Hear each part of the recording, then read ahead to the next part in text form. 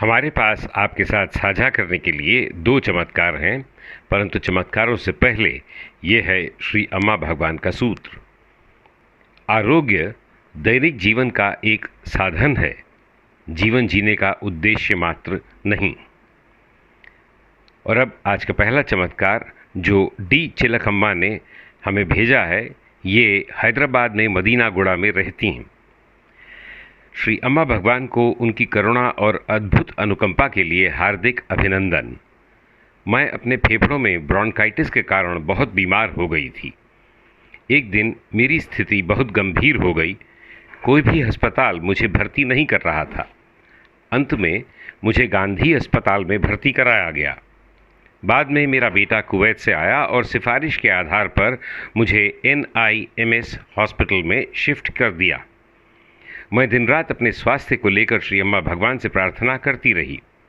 एक रात श्री अम्मा और श्री भगवान नर्सों के रूप में मेरे सपने में आए और उन्होंने मुझे 2 गोलियां दीं।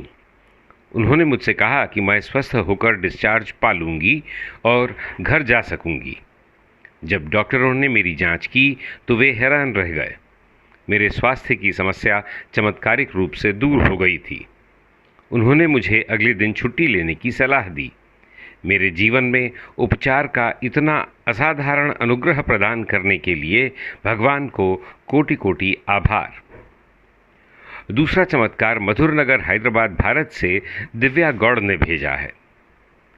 मेरी नाक से लगातार खून बहता रहता था।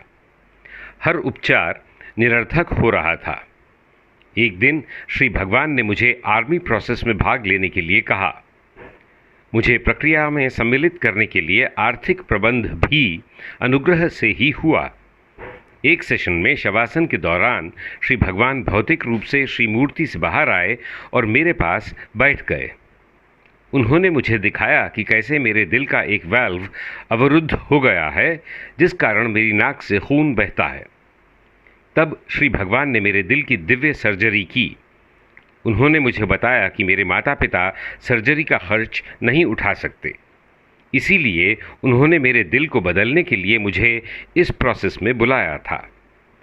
उस दिन के बाद से मेरी नाक से खून निकलना बंद हो गया। मैं अपने भगवान का एक साक्षात चमत्कार हूँ। ऐसे महिमामय प्रेम, देखभाल और अनुग्रह के लिए श्री अम्मा भगवान को कृतज्ञता अर्पित है।